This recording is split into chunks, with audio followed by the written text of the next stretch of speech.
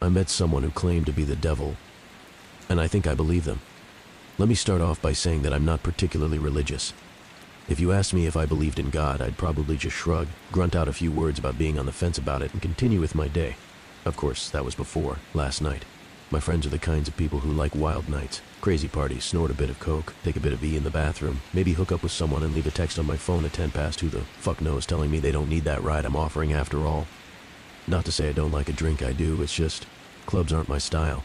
Lying low in a pub somewhere, drink in hand, listening to the TV drone on to whatever channel some scruffy guy in the back barked out for, I guess that's my idea of fun. So when my friends tell me they want to go out for a night on the town, I say sure. I hang on for the first club, buy a non-alcoholic beer in case my car is required, and try to pretend that I'm having fun. By the time I see them grinding on girls, on guys, when they strike conversation with someone who definitely might be a dealer, well, I decide my services are no longer needed. We aren't too far out. The night tube is on beck and call, and I can always find my car the next day. That's when I wander out of the club, look for something a little more rustic. Not that that's hard to find, not at all. I found myself in a bit of a state inside of a bar called the Ragged Feather. Wasn't a fan of the name all that much, but the drinks were cheap, and the largest demographic seemed to be middle-aged men watching reruns of the football.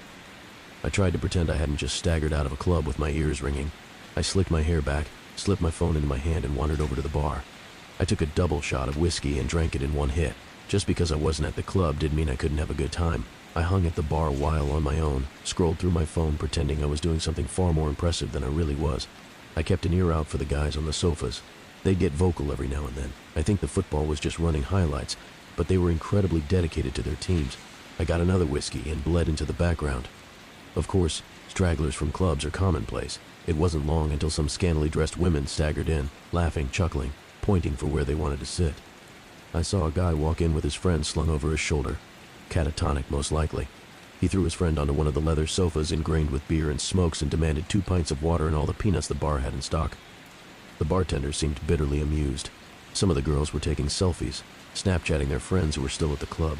They were ordering shots, gearing themselves up for the next leg of their night. A couple blokes wandered in with curries and takeout trays.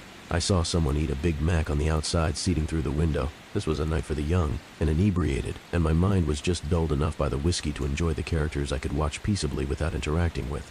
That is, until someone slipped into the seat next to me. Do I look like a girl with daddy issues? She was of average height, although that wasn't apparent immediately due to the fact that she was leaning her arms heavily against the bar. She was slim, with short and astoundingly bright red hair. It framed her round face, a face that was marred with smudged eyeshadow, smudged lipstick. Hell, it looked like her makeup was in the process of melting right from her face. There was a chip knotted into a curl in her hair, just by her forehead. The drunk side of me was actually tempted to pick it out.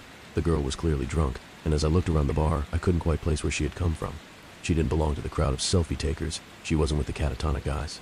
I hoped for her safety that she wasn't with the middle-aged men. I tried to look out the window to see if maybe a group was missing one inebriated, bright-haired girl, but I couldn't. The window had fogged up. Too much heat inside, not enough outside. "Are you okay?" I asked her. She pointed her finger at me. "Answer my question," she slurred. I really wasn't sure what to say. I settled on staring at her awkwardly, trying to answer her with a bemused expression on my face. The girl's lips curled into a drunken smile. She snorted, placing a hand over her mouth to smother her laughter. It only really aided the deconstruction of her lipstick. "I do, you know," she said, pushing herself up a little against the bar. "Have daddy issues, I mean, in case that wasn't obvious." She gestured to herself, to the mussed clothing that must have looked quite spectacular when she'd left home that evening, to the stains that looked a lot like old food, the sticky residue on her neck and shoulders that was quite obviously a thrown drink. "What happened?" I asked her. Her hair had curled around her neck, I realized. It was sticky with that same substance. She was a wreck. "I got in a couple of fights, no big deal," she said, shrugging. "Didn't start any, of course, no, I don't do that. But my father—" "Your dad did this to you?" She smiled brightly. "In a way. Do you need me to call someone?" I already had my phone in my hand. The girl looked like she was probably in her early 20s, but that didn't mean she couldn't have been suffering from some kind of paternal abuse. The only number I knew off the bat was Childline, which wasn't quite appropriate.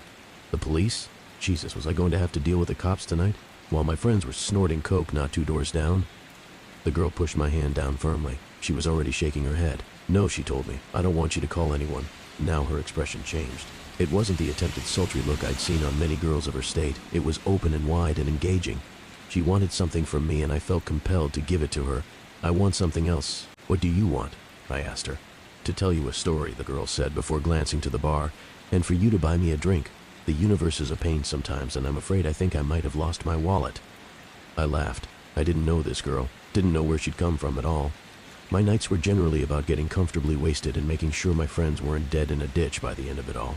I was used to getting hit on every now and then, but even as I was sat on that bar stool with a drink in my hand, I knew that this wasn't what this was. This girl had no intention of getting into my pants. All she wanted was to talk. I guess I was okay with that. "What's your poison?" I asked her. Her lips quirked. "Appletini." The bar offered a very limited cocktail menu, but by some miracle I was able to order her an appletini from the list. I ordered a cider to go with it, suddenly a little too aware of where this night could go. I'd unthinkingly supplied this liquored-up stranger with even more alcohol, and she had clearly had a rough night of it. A part of my old instinct came back. The same instinct that had me texting my friends every few hours to make sure they hadn't wandered off to somewhere dangerous beyond the club. With no one but the bartender aware of our existence on these stools, I realized that I was suddenly responsible for this very drunk stranger. The girl coddled her drink, running her finger delicately over the rim of the muggy martini glass. "This takes me back," the girl said amiably. She looked at me suddenly, her green eyes startling. "You know what this was called originally?" She smirked before I could answer. "An Adam's apple martini," I snorted. "Yeah, I think I've heard that before." "Of course, it wasn't actually an apple," she continued, eyes moving back to her glass. "The text translated that part wrongly, mostly because you people don't have a word for it anymore. The fruit was incredibly exotic, and to be honest, it doesn't exist in this realm of existence. Only Eden." She laughed dreamily. "And Eden's long gone." I stared at her. "Are you okay?" It was more honest than the last time I'd asked her, mostly because I was beginning to feel a little dread creep into my stomach. "Of course," the girl said, grinning widely. "Why do you keep asking? I mean," I stuttered, "now, don't take this the wrong way or anything, but you look like someone poured their drink over me?" The girl asked. "Like someone else threw their kebab on my dress, and another unpleasant chap littered me with his fish and chips? That I have been hit, slapped around a bit, and left in the gutter for the rats to find me?" She held my eyes for an incredibly long time before her face broke out into a grin. "Yeah, something like that." "Why would they do that?" I asked. "Why wouldn't they?" The girl shot back. "People aren't that great, and alcohol makes them worse." She shrugged. "Sometimes makes them better. Nicer, a little looser in the sack, but mostly just annoying and a little smelly." I looked at her. I watched her knock back her drink. She exuded the intelligence to know just how ironic her words were, but she was neither caring nor apologetic about them. The girl looked at me again. "You bought me a drink. Now you can listen to my story." I nodded wordlessly. She smiled, pointing at the bartender and then at her drink. The bartender was already making her another. "Eden," the girl said, reiterating her earlier babble, as though the words had only just come out of her mouth. "They always think that's my fault, you know. The reason Adam and Eve got kicked out of their perfect little nudist paradise." She shot me a knowing glance.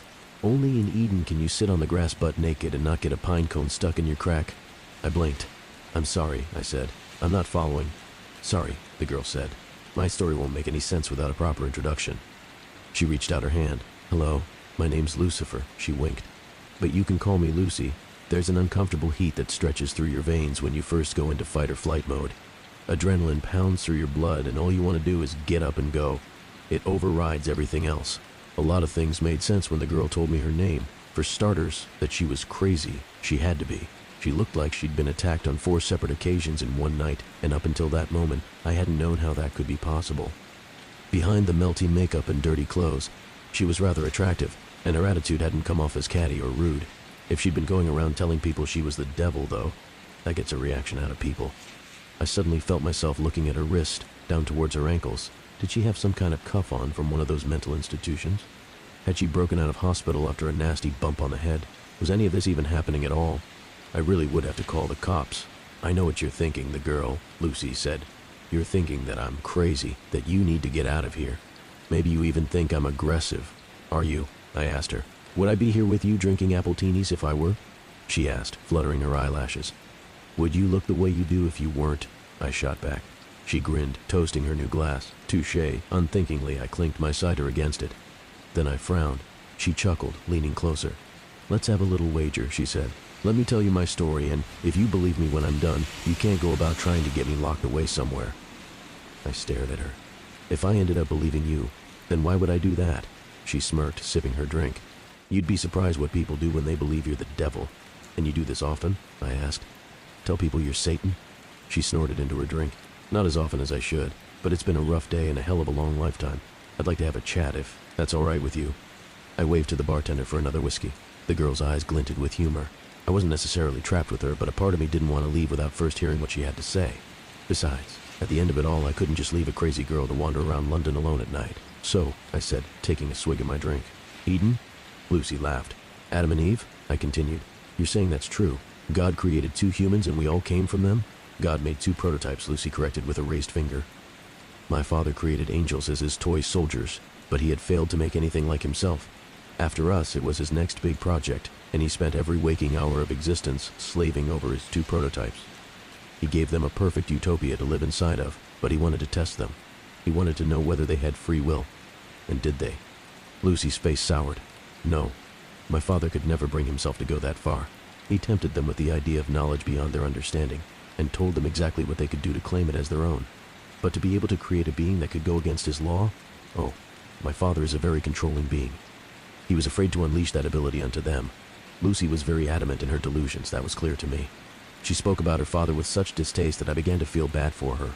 Only someone who had been hurt very badly would have the gall to spite God himself. "And what?" I asked her, entertaining her delusion. "You were the one that tempted them in the garden? The devil has been a girl this whole time?" She smiled. "I dabble." Then she looked at me, raising a brow. "All of humanity thinks that temptation came in the form of a snake. The snake's legs were taken away as punishment for drawing Eve towards the forbidden fruit." She laughed, a hard and short sound. "Snakes never had legs, and it was not a sin to tempt those poor prototypes into doing what they did next." Her shoulders were very tense as she took her next sip, but her eyes were filled with exhilaration. She seemed thrilled to be telling me this. "I was the favored child. My father loved and adored me. He named me the Lightbringer.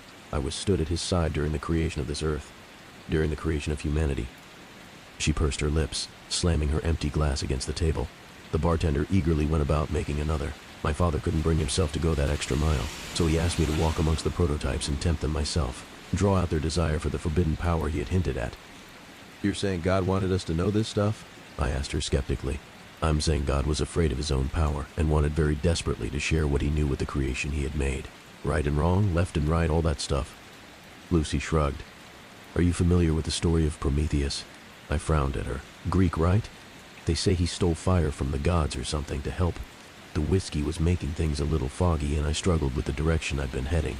Lucy grinned. "Correct," she said, cutting off my attempt. "Prometheus stole fire from the gods to ensure that humanity progressed. You'll find that every culture has an idea about where humans got their ability to evolve, to move forward, to create. God was the creator, and he wanted to give that ability to his prototypes. I gave them that ability by tempting Eve to eat the fruit." She shrugged impassively. "Now the world sees me as the ultimate evil. If what you're saying is true," I said slowly, "then God must be just like us." Lucy's lips thinned into a feral smile. "My father is very egocentric. He may have planned to create you in his image, but in the end all he managed was to mold your minds into his. He gave you autonomy, the ability to think for yourselves. His angels were his soldiers, and I was his most faithful. Until that day." "Angels don't have free will?" "No," Lucy said. "They don't. And what about the devil?"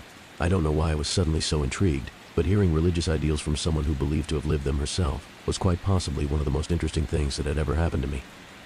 I may have only ever visited church to please my parents as a child, but suddenly I was reawakened to the idea. A part of me was aware of this and afraid of the outcome, but I was just drunk enough not to care at that moment. "The devil has will of her own," Lucy said, tilting her glass towards me with silent appraisal. "By guiding Eve to the tree, something woke inside of me that day, and I realized just what I'd been missing, just what my brothers and sisters had been missing. We were obediently following our father for the simple reason that he was our creator, but once I'd been given free will, I realized just how pompous and self-entitled he had become. In a lonely, passion-filled moment, he had decided to create his little human prototypes, only to very quickly realize what giving them their free will would mean. He wouldn't be able to control them," I said. Lucy nodded. "Exactly. And after, he realized quicker still that he could no longer control me. So he sent you to hell."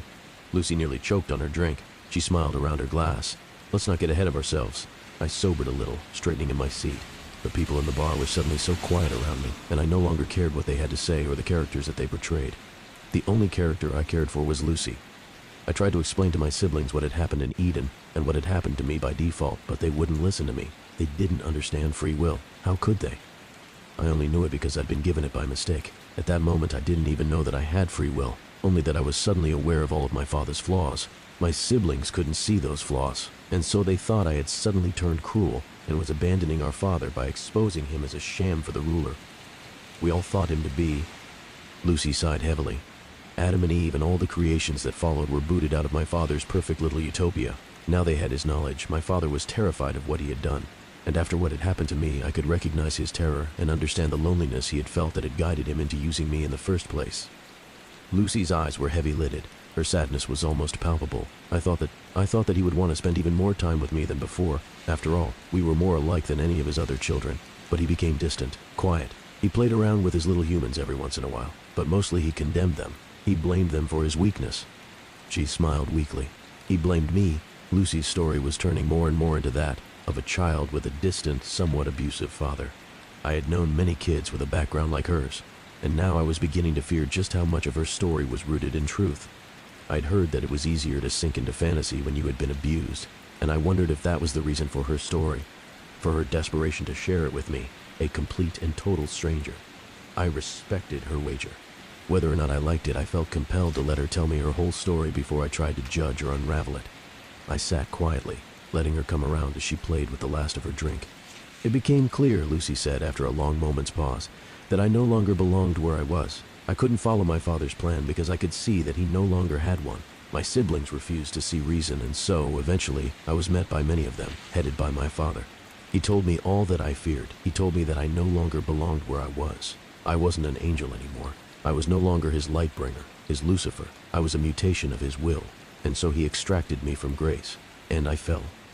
A long silence stretched between us, only interrupted when the bartender poured us 2 new drinks. Lucy drank hers reflectively. I didn't touch mine. I am afraid, Lucy said quietly, that this is the part that generally makes people want to punch me in the face. Why? I asked. Because your dad threw you out? I paused, trying to abide to her metaphor. That he put you in hell? Lucy laughed sadly. Ah, humans. My father gave you his way of thinking, and look at you. She shook her head. No, not because he put me in hell. Then why?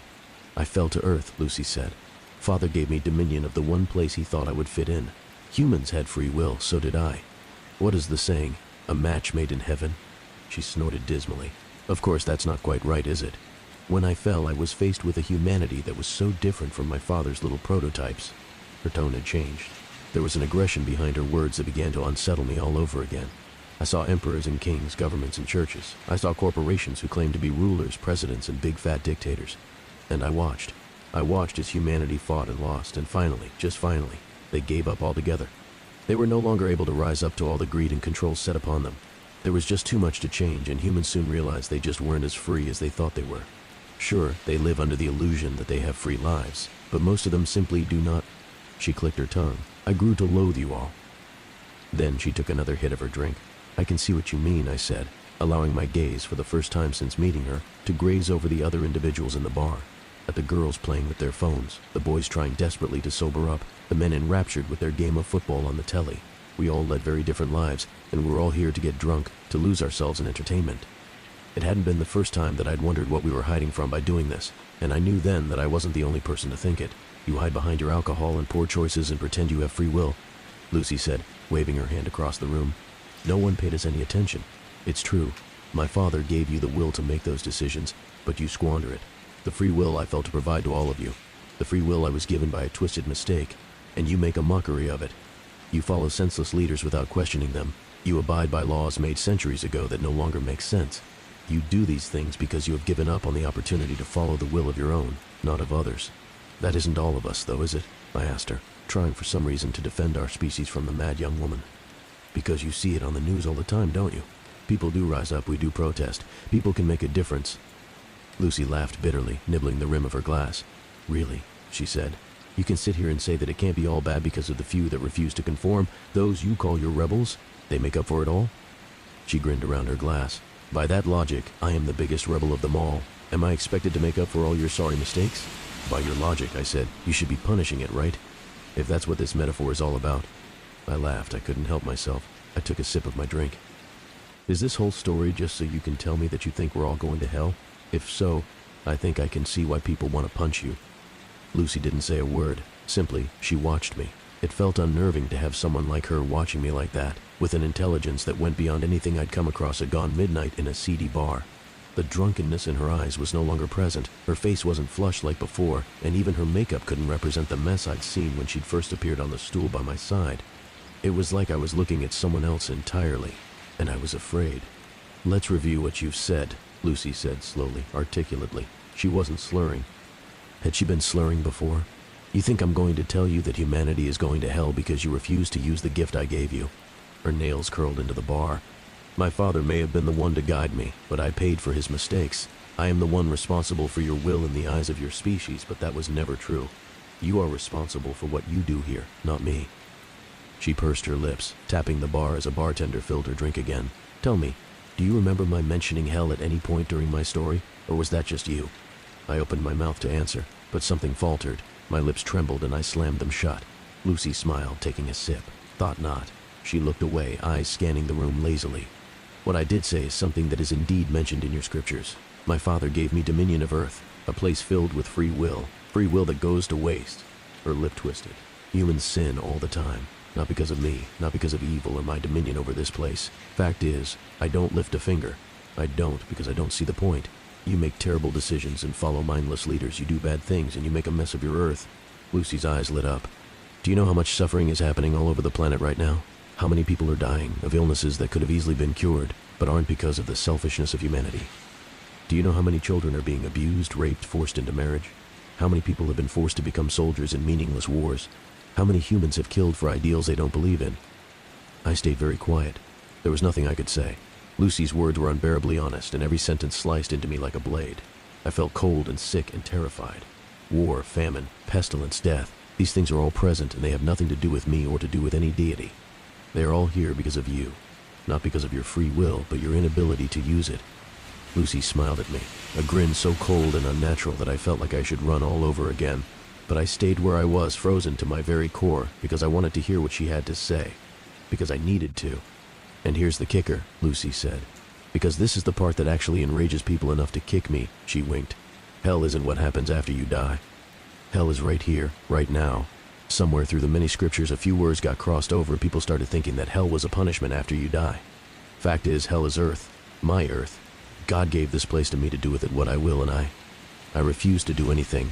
"What are you saying?" I asked, because I was suddenly very desperate. "Exactly what you think," Lucy said, toasting her glass. I didn't reciprocate, and she laughed. A light and airy sound. "I had so many plans for your species. I wanted for us to rejoice in our free will together, to create a place that was free from the cruelty and power my father exuded over the angels, his firstborns. I wanted to make a real utopia. Unfortunately, you humans just don't want that." She shrugged. "My father sent me down here thinking I had become one of you. All that I have learned is that he gave you much more of his image than he ever intended."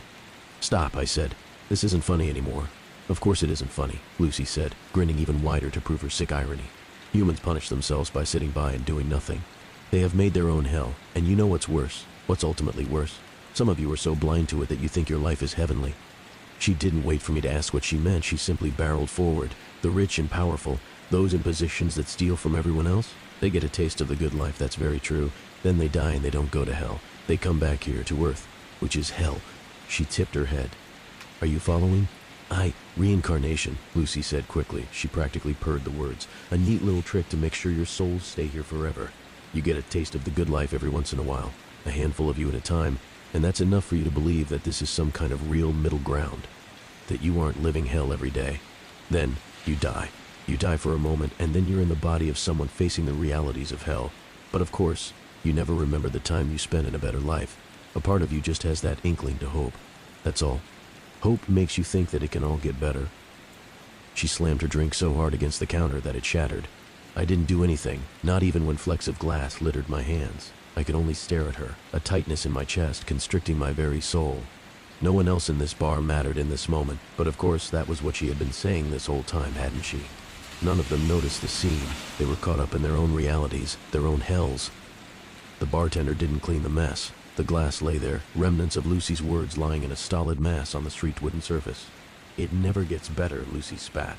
"You are stuck in a loop, and until you do something about it, you will never be free. None of you. And I won't do a thing to stop it." "How?" I asked.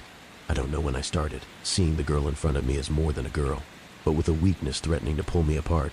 I stared at the bright-haired thing in front of me. and I saw something more than a human in her early 20s. I saw more than a girl suffering abuse from her father. I saw a fallen angel. I saw a being with scars buried so deep that they existed beyond this realm of seeing entirely. I saw something that I would never be able to write down in words, no matter how long I lived. "How do we change this?" I begged, but Lucy didn't answer me.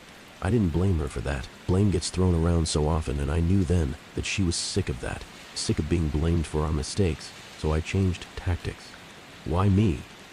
It was an honest question, and I think somewhere deep down, Lucifer respected that honesty, which is why she said, "When you first saw me, you were afraid for my safety. When I told you I was the devil, you wanted to lock me away, but still you did so because you were afraid for me and not for yourself. You didn't wish to harm me, not even when I told you who I was and what I could be capable of for changing your sorry lives. You are a good person, but I'm afraid that means nothing when you don't have the will to do anything with it." She smiled at me sympathetically. The devil, showing sympathy for the human that sat across from her at the bar. It was surreal, and for a few heavy moments, I truly thought I must be dead. There was no other way to explain what I was seeing, who I was speaking with, what I had just heard. What am I supposed to do? Lucy reached out to me. She placed a hand on my shoulder. Her hand was cold and warm at the same time, and I felt my blood boil where her fingers scraped my skin. And I knew, sharing a story like this isn't easy. Hell, it might be the hardest thing I've ever done. Good thing there's no such thing as hell then, right? The fact of the matter is simple. The world is a mess because we refuse to change anything. The devil herself walks among us, and she desperately wants to make our lives better, but she won't. She won't, because we won't. We have to prove our will to her before she is willing to do anything herself. We have to be good to each other, to help us all to be free. Of course, Lucifer told me one last thing before she left that bar. One thing that will stick with me until this body is nothing but rot in the dirt. You can tell as many people as you want, but take a good look at me. I have told 5 other humans this night the same things I have told you, and this was their reaction. They have hurt me, burned me, thrown their food and drink at me.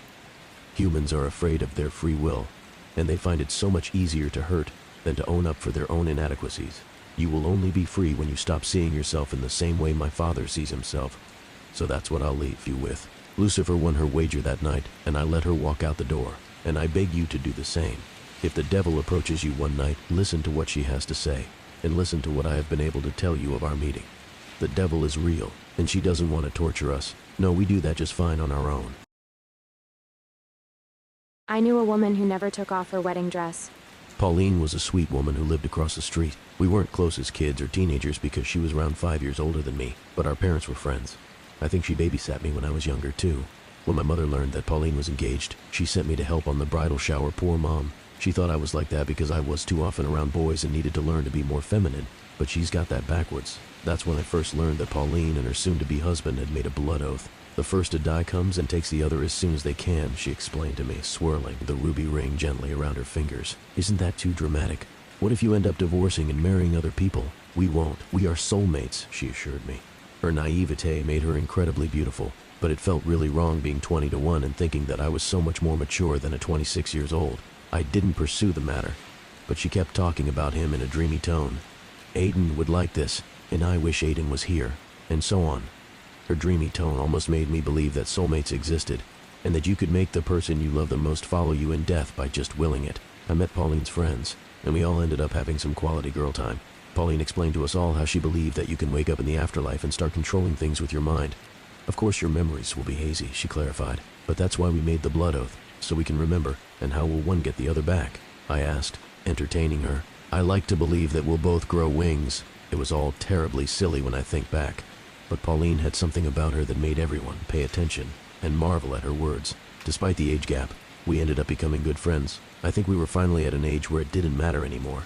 Since I was in college but lived with my parents and didn't need to work, I had a lot of spare time to accompany her to wedding dress fittings, cake tasting, and all the little things that were the world for brides. But Pauline was a pleasant bride to be and never freaked out. She was just thrilled about marrying the man of her dreams and wanted to make it pretty if possible. Little by little, I grew to understand her devotion to Aiden, and he was just as crazy about her, if not more. When they were together, the world felt like a brighter and warmer place, like marshmallows slowly melting over my heart. The day of the wedding came, around half a year after a bridal shower. It was neither a big nor a small wedding. It felt like both Pauline and Aiden were able to invite exactly everyone they wanted around on their happiest day. Not one more, not one less. I felt somewhat honored to be there, Still, the happiest day never came. When Pauline arrived, elated as any bride should, there was whispering and disquiet. Aiden wasn't there yet. Her smile didn't falter, because she was completely sure that he would never bail on her. But I could tell she was worried. The bridesmaids, her two closest friends since high school, started making calls to try to find out if the groom had a sudden illness. Soon they realized that Aiden's parents were there, but not his brother. They informed that their other son was supposed to drive the groom as part of his best man's duties. When the devastating news came, everyone wanted to comfort her. Everyone wanted desperately to protect her precious heart. But it was too torn apart to notice anyone else. It was all too fast and scary. A sports car ran a red light straight into the mirage. The man in the passenger seat was dead on arrival. The driver was taken to the hospital, but his state was critical. It was all so hard on everyone. Aiden's brother ended up surviving, but he'll be tetraplegic for life due to severe injury on his spinal cord. As far as I know, he's also miserable because he wished he could be the one who died. Right after the wedding that never happened, Pauline and Aiden's parents dealt with selling the house they had just bought, and Pauline continued living with her parents. They both still worked office jobs, so her other friends and I started taking turns keeping her company while they weren't home. I did my best to be there for my neighbor and friend, but she wasn't there. She was living in delusion, and the only thing you could see leaking into reality was her desolation. I never saw such a deep and heart-wrenching sadness. Pauline refused to take off her dress. She would spend the whole day by the window waiting for Aiden, and the whole night crying because she missed him desperately. Every single day, she was hopeful it was a matter of time until he woke up on the other side and remembered to bring her along. That's why she wouldn't take off the dress. He had died on his wedding suit, so it was only natural that she was up to par. Her parents and every single one of her friends tried to coax her into changing her clothes. We promised she could always keep the dress close for when Aiden came, but she knew that we didn't really believe he would. It was like promising your kid that you'd buy them a Happy Meal some other day. No one dared to penetrate her grief and force her out of the dress. She spent the day in it, slept in it, even bathed in it. Since we live in a warm and arid weather, having it dry wasn't an issue, only everything else. The once beautiful organza and silk were now ragged, grimy, and smelling, but she still refused to take it off. She started to believe that Aiden wouldn't be able to spot her in the crowd if she wasn't wearing it. It was impossible to change her mind, and even though she was seeing a therapist 3 times a week, she wasn't improving. Her mourning and PTSD were turning into a darker, more permanent mental illness. She started talking to Aiden, then explained to us that he was nearby, so she could feel him coming. He was just taking a while because flying is really hard when your wings are newly acquired. Then one morning, she disappeared for good. No one saw her leaving, and no one saw her at all after that.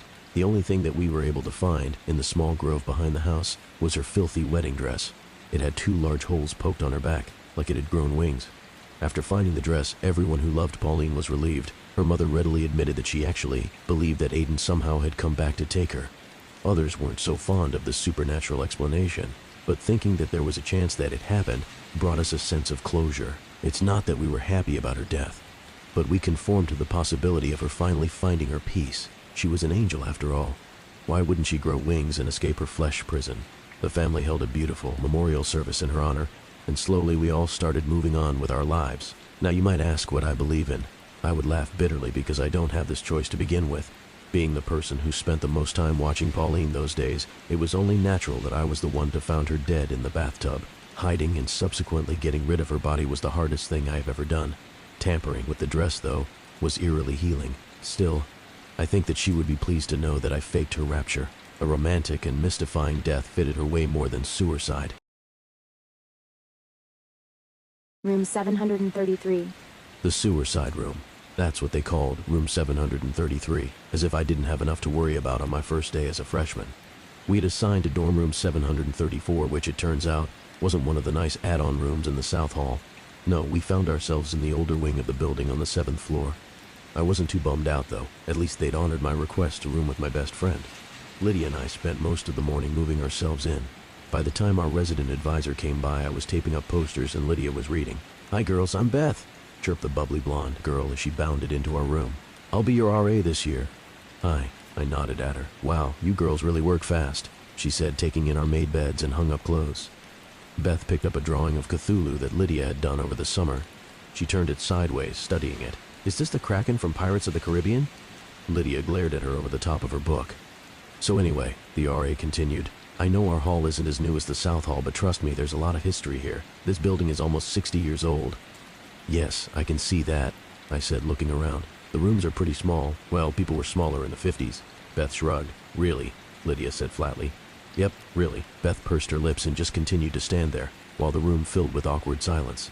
So, I said, the corner room next to us. 733, is it? It looks a lot bigger than our room. Is anyone assigned to that room, or could we maybe... Oh, you don't want that room, Beth interrupted. There were a couple suicides in there, a hanging and a jumper if I remember right. They're not assigning anyone to that room. Anyway, I'd just like to remind you that this is an all-girls floor, and guys are not allowed up here after 11. Before we could reply to her, Beth clapped her hands, and with a quick, "Well, nice meeting you," she skipped out of the room. Lydia dropped her book on the bed and stared out into the hall. I hate her. Did you hear that bomb she fucking dropped? I'm going to call her dumb shit Beth. Lydia, seriously. Suicides? Oh, Becca, relax. Every college campus has a few suicides. Yeah, but in the same room, Lydia sighed. Really, who cares? It's not our room. Yeah, I guess. I turned to study the little window in our room. Can you imagine climbing out of that tiny window and jumping? You'd be alive for at least 5 seconds before you hit the ground. Oh, fuck, Becca, can you not? Lydia glanced at the window and visibly shuddered. You know I fucking hate heights, and just talking about that shit is raising my blood pressure. We could always move into the suicide room, I teased her. That one has a window on each wall. Fuck you. Okay. But seriously, think about it. It would take a lot of commitment to squeeze out of that tiny window. Yeah, well, remember, people were apparently smaller back then, Lydia mumbled as she pushed her bed further away from the window. Since Lydia was an outgoing and friendly person, we made friends at lightning speed. There were a lot of parties in those first few weeks, at one of which Lydia inevitably met a guy. I'd known the girl since we were in diapers, so I fully anticipated her having a boyfriend by the end of September. His name was Mike, and he wasn't anything special, just your standard frat-pledged douche canoe. After about a month on campus, the novelty of college started wearing off. Lydia and I found our stride, and we spent more weekends studying than drinking. Midterms were coming up in a couple weeks, and I was determined to maintain a 4 gigapascals throughout my freshman year. One night in early October, I was woken up by a loud, grinding sound. I sat up in bed and strained to hear it again. Lydia was also wide awake and listening. Slam. What the fuck, she mouthed to me.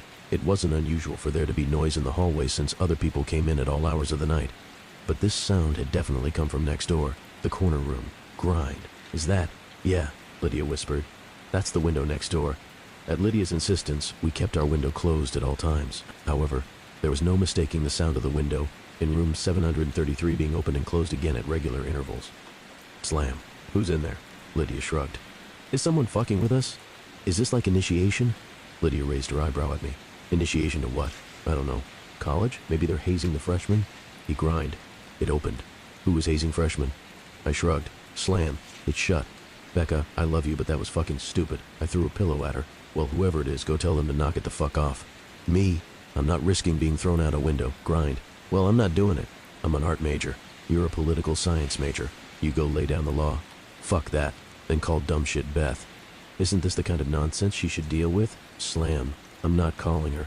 Don't you put that evil on me. Fine, Lydia whispered loudly. Then we'll just have to ignore it. I have class at 7:30. I whispered. Grind. Then do something. Ugh. I got out of bed and stomped to the door, threw it open dramatically, and went down the hall to pound on the door to room 733, which simply said supply room. People are trying to sleep. Please fucking stop, I said, when there was no answer. Slam. Dude, seriously. I sighed. I stepped back from the door and immediately noticed problem. Room 733 was padlocked shut from the outside. I hurried back to my room. What happened? Lydia asked. I'm not going anywhere near that fucking room again. It's locked from the outside. I don't know how anybody could get in there. So, you're saying it's a spooky ghost? She laughed. No, I'm saying there is creepy shit going on inside a room colloquially called the suicide room. Lydia scoffed and rolled over to go back to sleep. You should have been a drama major. We didn't hear the window next door again that night, but the next morning you could clearly see from outside that both windows in the corner room were now wide open. I watched the windows on room 733 for an entire week, but they remained open. Occasionally at night I thought I could hear a noise next door like marbles dropping and rolling across the floor. Since it never woke Lydia up, I didn't bother to say anything. One afternoon I was alone in the dorm editing notes on my laptop. I had my headphones in, but the music wasn't loud enough to cover the noise of someone knocking on the door. Come in, I said without looking up from the screen. A moment went by and then I heard the knocking again. I jerked my earbuds out and slammed the laptop closed. I turned around. Come. What the fuck? The door to the hallway was wide open. I'd left it open on purpose since Ian, a junior I was dating, was supposed to be stopping by. I heard the knocking again from behind me and literally jumped out of my chair. It had come from the other side of the room, the closet door. It was the closet that shared a wall with room 733. Lydia, you're not fucking funny. Nothing. Lydia, I swear to God, I will punch you in your face. Silence. I walked over to the closet door and grasped the handle. Lydia, you're a fucking what? Her voice came from the doorway behind me. I let go of the doorknob and stumbled back, wide-eyed. Lydia threw her stuff on the bed and turned to me, crossing her arms. I'm a fucking what? I thought you were hiding in the closet, I said lamely. What? Why? Because someone was knocking on the door. Jesus, Becca. Lydia rubbed her forehead and walked over to the closet, throwing open the door. There was nothing there but clothes and boxes. She made a swipe of her arm as if to say, What now? I swear. Becca, there's no one here. I know what I heard. We glared at each other until our little standoff was interrupted by the timely arrival of Ian. He immediately sensed the tension in the room. Hi, ladies. What's new? I gave my roommate a hostile look. There's strange shit is going on in that room next door. But that's not new. Which room, 735 or the empty one? The empty one, Lydia emphasized. 733. Yeah, I'm not surprised. That's the suicide room. Right, we heard about the deaths. I sat down on my bed. Yeah, it's pretty fucked up. 3 suicide all in one dorm room. 3? Lydia raised her eyebrow. We were told there were 2. Well, there were a couple. People in the 70s and then some guy about 10 years ago. He jumped out the window. Lydia and I both shuddered. Although she was much worse, we were both terrified of heights. A falling death was about the worst thing I could think of. I will admit that 3 suicide in the same dorm room is fucking disturbing, Lydia said in an apologetic tone. Yeah, I heard there's something in that room, Ian said. Like what? No one knows, but every year someone has a new theory. Usually right around Halloween something gets published in the campus paper. Whatever is in there, though, it ain't friendly. So, has anyone ever killed themselves in the neighboring rooms? Like this one? Nah, just 733. Honestly, I was surprised when I heard they were opening the North Hall this year. They told us we were the biggest incoming freshman class in 20 years, I said absent-mindedly. Yeah, I heard that too. You know you could request a room change? Ian sat down on the bed next to me, and I leaned against his shoulder. Yeah, but they wouldn't keep us together, Lydia cut in. Beck and I have been best friends for 15 years. We can't room with other people. So should we just keep living here next to Satan? I glanced at the closet door again. Lydia shrugged. At least we'll have some stories to tell after graduation. These aren't the kind of stories I want to tell. A few days later, Lydia began to believe my closet story. I woke up in the middle of the night to the sound of someone whispering. I looked over at Lydia, who was already staring at me with wide eyes. She slowly brought a finger to her lips. I listened intently, trying to hear what the voice was saying and where it was coming from, but I couldn't understand even one word. I got out of my bed and tiptoed over to Lydia's. The whispering was definitely louder over there, but then she shared a wall with room 733. I listened harder. Never taken mouths of fools. What the hell?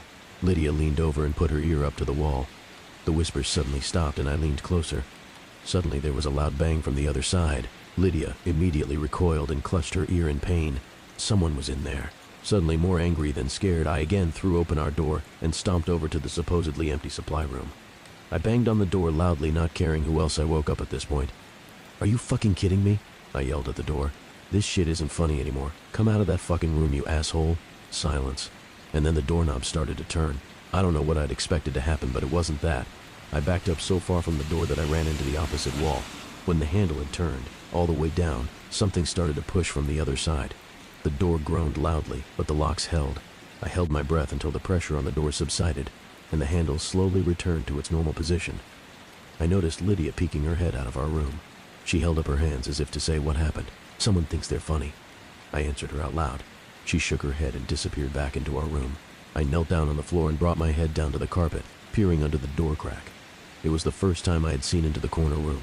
Room 733 was definitely a supply closet. There were chairs stacked along one wall and bed frames along the other. A few rotting mattresses were piled under one of the windows, and a thick layer of dust covered everything in the room. The windows were absolutely huge, which was something you couldn't really tell by looking up at the building. They were open as always, and I could definitely see how someone could easily climb through them to the outside ledge. The room didn't look like it had been disturbed in a couple of decades, which sent a shudder racking through my body. The moonlight, which had been providing enough light to see into the room, suddenly vanished and I saw only pitch black inside.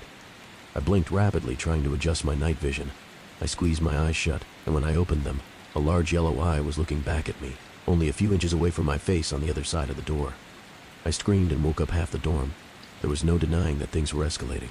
The next morning, Lydia and I put in dorm change requests with resident services and hoped for the best. In the meantime, we agreed to never be alone in our dorm room at night.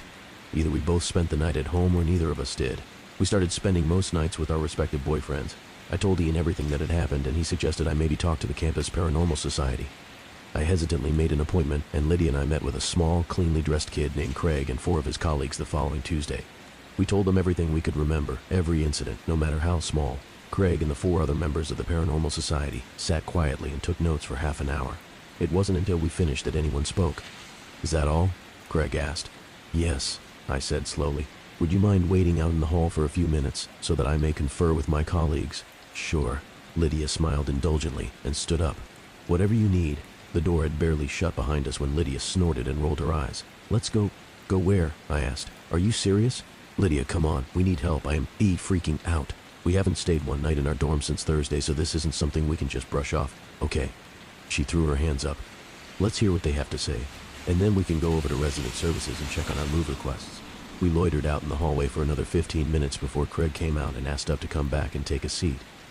With all the pomp and circumstance of a meeting of Parliament, Craig cleared his throat and made his diagnosis. "What you're dealing with, ladies, is a very angry ghost." "Is that your professional opinion, Craig?" Lydia said. I shot her a look. Yes," he stuttered. "A vengeful spirit." "A spirit?" I asked. I very much doubted that that's what we were dealing with. "Yes," answered one of the not Craigs. "That's ghost of the layperson." "Jesus Christ," Lydia groaned and rubbed her temples. Mistaking Lydia's frustration with despair, Craig rushed right into his speech. "Don't be afraid, ladies. We're going to take care of you. It's true that spirits can be quite a headache if you don't know how to exorcise them, which is why it's good you came to us. Suicide almost always result in angry ghosts. They need revenge." "Revenge on whom?" I asked. "On other students. Perhaps this particular spirit was bullied into taking his own life and now seeks to torment others. Listen, we can take care of this for you right away. All we ask is a small donation to the society," Craig continued. "We honestly didn't realize that room was having this much activity. It's really very exciting." "Great, well, thank you for your time," Lydia said as she grabbed my hand and pulled me out of my chair. "Do you want to set something up for this weekend?" Craig asked. "Tell you what, we'll call you." Lydia hurried me out of the room wearing a weary look, and we didn't speak again until we were almost to the admin building. "That was a waste of time," she said. "Look, I'm not disagreeing with you, but... Becca, tell me you didn't honestly buy into that? So you don't think it's a... I was having trouble even saying the word. It sounded so ridiculous. Ghost? Well, I don't fucking know, but neither do they. That guy had no idea what the fuck he was talking about. I pulled my hood lower over my eyes as we stepped into line at the resident services desk. "Let me put it this way," Lydia continued. "They're playing Ghostbusters, and we're living the fucking Exorcist." "Fine," I sighed. "Then what do you want to do? Just keep sleeping at Mike and Ian's until we get reassigned?" "I just want this to end." Lydia crossed her arms and stared straight ahead. We all wanted this to end. Even if living next to that fucking room wasn't scary, it was sure as hell distracting. "All right, well, I mean, we're probably safe during daylight hours, so as long as we don't spend nights there, we should be okay. Our room is only ghost adjacent after all, and our new assignments will come through soon." I checked my watch. Fuck, it's almost 2. Shit, really? I gotta go. Mike got accepted to Sigma Chi, and he's getting initiated today. Oh yeah, I forgot he rushed. The girl at the desk waved us forward. I hadn't even realized we'd reached the front of the line. "Let me know what they say," Lydia said as she ran out the door. The girl at the desk eyed me suspiciously as I approached. "Hi, you're the girl trying to move out of 734 in Riley, aren't you?" She'd caught me off guard. "Yeah, one of them. How'd you know?" "Sorry, I overheard you. I also saw your file cross my desk a few days ago, and I gotta ask, why are you looking to transfer rooms exactly?" I was tired. I was beaten down. I didn't have the energy to think of a lie. Because shit is going on in the empty room next door, and it's really freaking us out. Noises, whispers, knocking. The other night I saw someone. "You saw someone?" "Yeah, in room 733? "Yeah." I looked under the door. There was definitely someone in there. The girl narrowed her eyes at me for a moment, and then nodded for no particular reason. "Well, your rooms aren't ready yet, but I've pushed them through as a priority. For right now you're stuck, though. There just isn't anywhere else to put you." I sighed. I'd figured as much. "I'm Alice," she continued. "And look, I've actually done a lot of research on the Riley suicides, and I think I can help you. Or at the very least offer some insight." "Really?" I asked, hesitantly. "Absolutely. I'm in Taylor Hall, room 310. I'll be back to my dorm by 4 today." "Thanks. We just came from the paranormal society on campus." Say no more." Alice rolled her eyes. "Yeah, so I'll definitely see you at 4. "Great," Alice said and smiled. I was early to Taylor, but then so was she. I told our story for the second time that day, and Alice wasn't afraid to interrupt with questions, though her queries didn't betray her thoughts. When I was finished, she leaned back in her chair and sighed deeply. "I can't believe it," she shook her head. "I'd always heard rumors, but I honestly doubted any of it was true. I can assure you, everything I've told you is absolutely true." "And how is it now? When you're there?" "We aren't ever there at night, but during the day, we've heard scratching on the wall, really quiet whispering, and sometimes we still hear the window opening and closing, in broad fucking daylight. However, every time I look up from the street, the windows to 733 are open." Alice nodded. "Well, for the record, I don't think you're in any danger. As much as it sucks, you guys are simply a casualty. You just need to stay out of room 733. I snorted. "Are you kidding? I would never go in there. I believe that you believe that. But this thing, whatever it is, it's tricky, manipulative, a liar, and it's smarter than you. I'll try not to be offended by that. You shouldn't be. What do you think it is? Something very old and very evil?" I regarded her skeptically, and then let my eyes wander around the room. I hadn't really noticed the decor before, but to say Alice had an interest in the occult was an understatement. I can't see any situation where I'd be compelled to enter that room. I know. But you have to be prepared that there may come a time when you have to make a decision about entering that room. Because what you're dealing with, it's already killed 5 people. 5? I thought it was 3. Yeah, well, not everyone is inclined to do the level of research that I do. Let's see, there was Ellen Burnham in 1961. She jumped out the window. She was the very first. And then Tad Collinsworth in 1968. He jumped, too. Marissa Grigg in 1975. She hung herself. Erin Murphy in 1979. She jumped. And then Eric Douston in 1992. He hung himself. 5 suicides. How could the university still let people live in there? They don't, apparently. That's why it's a supply room. And back then, well, every few years, once everyone who would remember had graduated, the room would be reassigned. This was before the internet, and the incoming freshmen were clueless. But after that last one, Eric Douston, they closed the entire north hall of the 7th floor and built more rooms onto the south hall. So, what does it want? Alice shrugged. Chaos. Death. Souls. Who knows? No one even knows what it is. Okay, so what'd it do? We know. We know that it's somehow bound to that room, though it seems to have minimal influence just outside of it. We know that everyone who ever died was alone at the time. And we know that it's a trickster. That's what we know. It wasn't enough. Why do you think they do it? I asked quietly. The victims? I nodded. All I know is what's rumored to be in the evidence files. All the suicides were found with pictures or writings that were considered unspeakable at the time. They contained horrible, evil things that would make you physically sick to read or see, they say. And these people, they drew them? They wrote that stuff? Yep, whatever is in that room drove them mad. That's fucking terrifying. Have you guys considered getting somebody to bless the room? Jesus. Well, you'll have a hard time getting him, but perhaps some other sort of holy person. No, I mean, Jesus, you're talking about an exorcism. Alice shrugged. Maybe. The rumor in the 70s was that this all started with a Ouija board game gone wrong in 1961. Really? That shit's made by Hasbro. Not in the 60s it wasn't. Anyway, it's just a rumor. The only person on campus who would know is Tom Moen in admin. I've tried to talk to him before, but he refuses to see me. Did he go here in 1961? Yes. And he was staying in Riley. We need to talk to him. I need to know what the fuck is happening, or I won't be able to live the rest of my life as a well-adjusted person. I suppose we can try to chase him down on campus. Can we talk to him tomorrow? We can try. Mr. Moen wouldn't see us that day or the next. We tried to catch him on his lunch hour, and then again while he was leaving work, but he got around us every time. It was soon clear that the old man was actively avoiding us.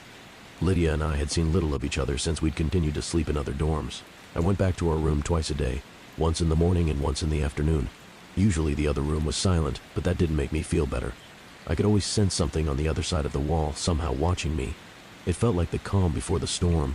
The Thursday before Halloween, I came back to the dorm to shower in the evening, much later than usual. I'd seen Lydia that afternoon, and she'd informed me that she had enough clothes stored at Mike's to last until graduation, so I knew I'd be there alone. I showered down the hall in the safety of the bathrooms, and then walked back to my room to change. I was supposed to meet Ian in half an hour to head out to a party, and I wanted to get out of here as quick as possible. Since the silence was unnerving me, I threw my iPod on the docking station and turned up AC/DC. I got dressed and then stood in front of the mirror to dry my hair. I flipped my head over and blow-dried upside down to try and give my hair some volume. When I flipped my head back up and shut off the blow-dryer, I immediately noticed the silence in the room. But that wasn't all I noticed.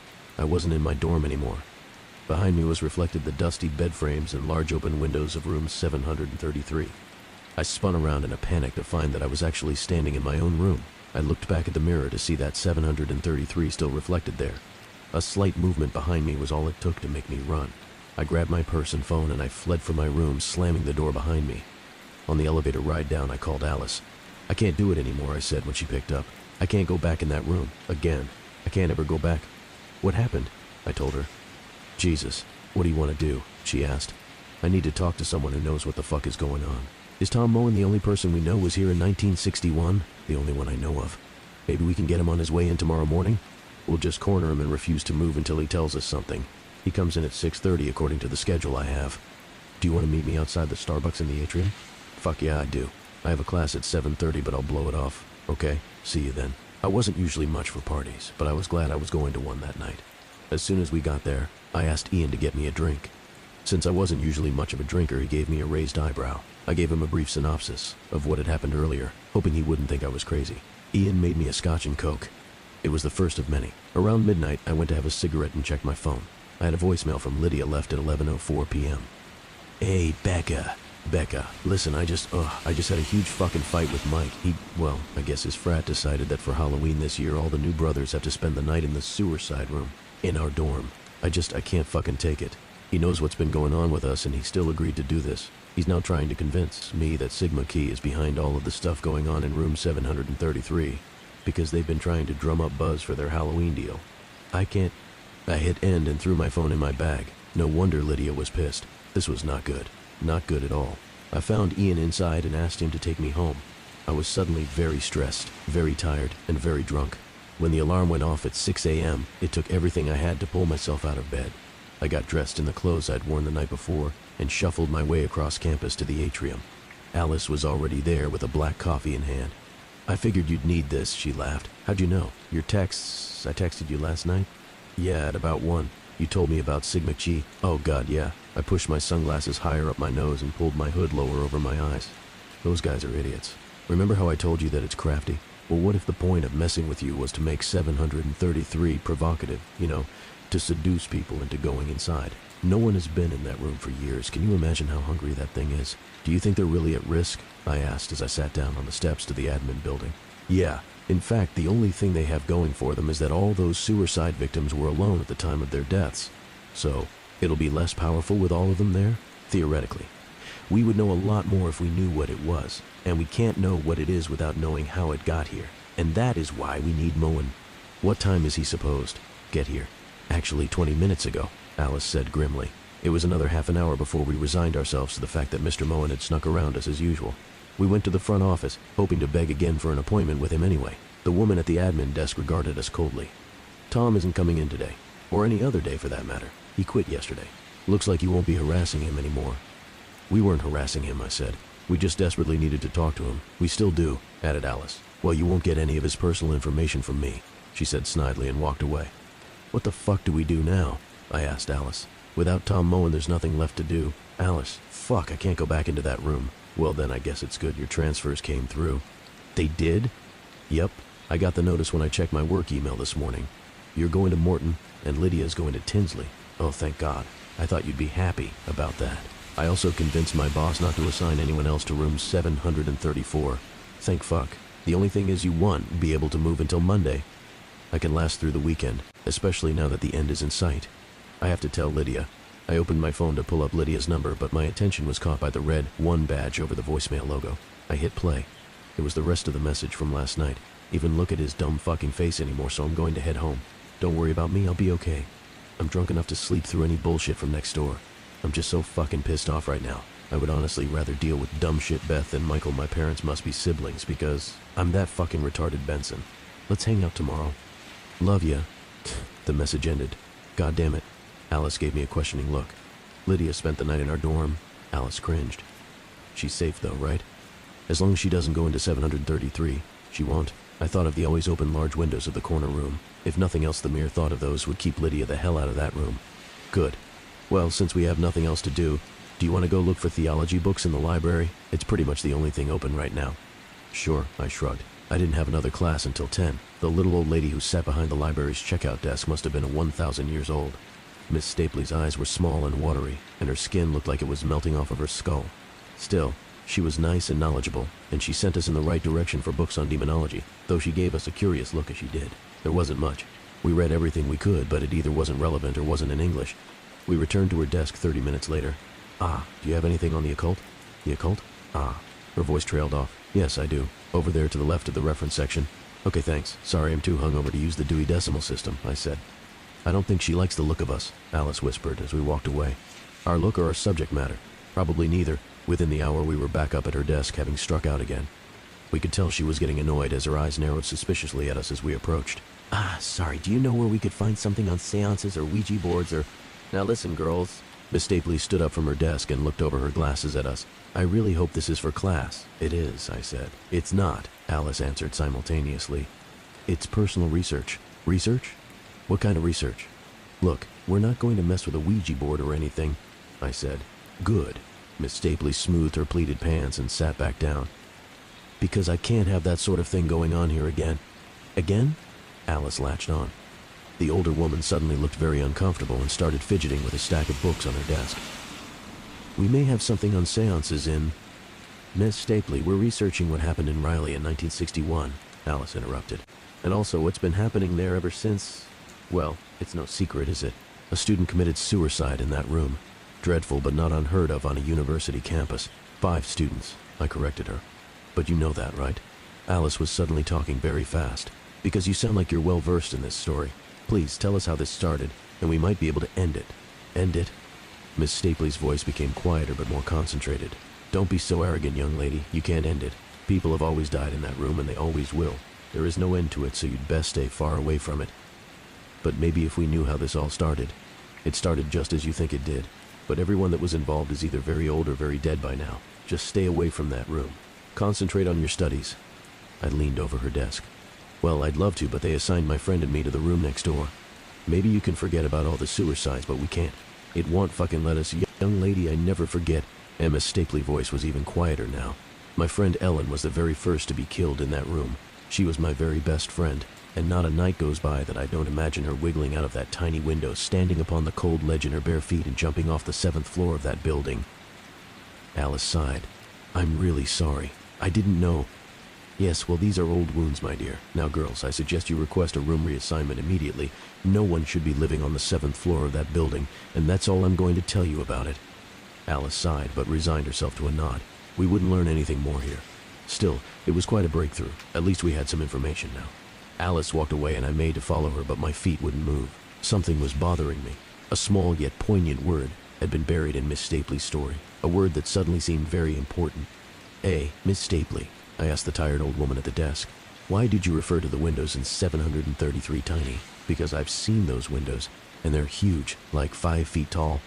Dear, you're thinking of the corner room. That's the supply closet. Room 733 is next door to that. No, I stuttered. That's room 734. Yes, well, it is an outbreak. When they built the additional rooms onto the south hall, they moved all the room numbers down. Oh my God. I suddenly felt very hot and very dizzy. That sneaky fucker, Alice whispered next to me, her skin paling. Lydia. We took off across the campus at a dead run, witnessed only by the few bleary-eyed students on their way to morning classes. When Riley finally came into view, I stumbled on the pavement as my blood turned to ice. From our vantage point, we could clearly see the windows of the corner room were closed, the first and only time I had ever seen that way, and the window to my room was open. We ran into the lobby, pushing past several latte-sipping, Ugg boot-wearing freshmen who had just gotten off the elevator. I hit 7 and watched the doors close more slowly than they ever had before. I leaned against the wall, trying to steady my breathing. Alice, how the fuck did this happen? I don't know. I don't fucking know. She's been in there all night, Alice. In our room. Alone. Alice shook her head, but had nothing to say. When the doors finally opened on floor 7, we saw a quiet, deserted hallway. I ran toward my room with Alice right behind me. Rounding the corner, I threw open my door, hoping it wasn't locked. And it wasn't. Lydia looked back at me. And for one breathless moment, cruel glimmer of hope crossed over her tear-streaked face. But it was too late.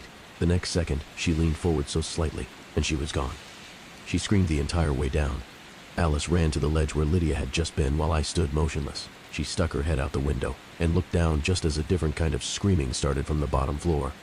Alice closed her hand over her mouth and pulled her head back into the room as tears of shock ran down her ghost-white face. The screaming from outside got louder as more people saw what remained of my best friend on the cold pavement. I leaned back against the dresser and slumped to the floor. A falling death. Lydia never wanted a falling death. I absent-mindedly picked up one of the pictures that were strewn all over the floor.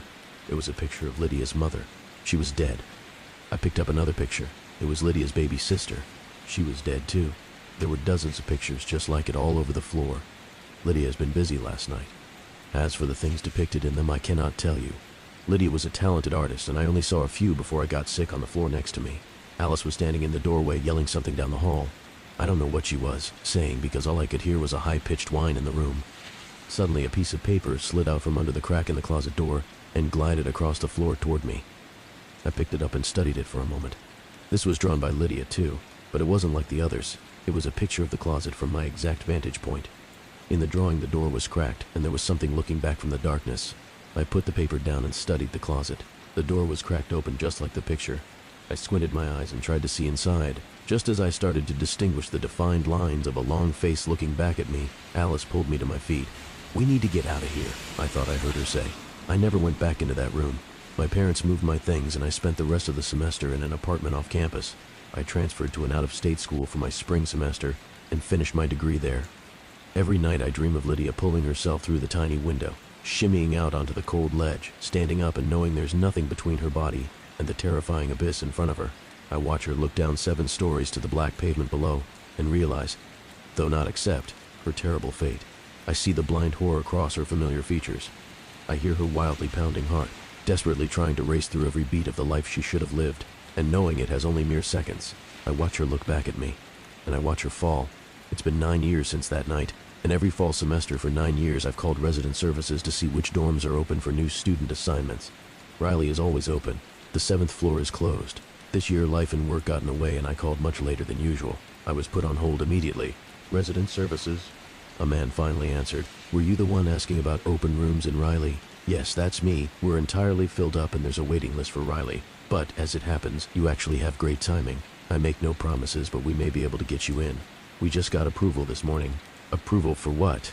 I said slowly. "We're opening up the 7th floor."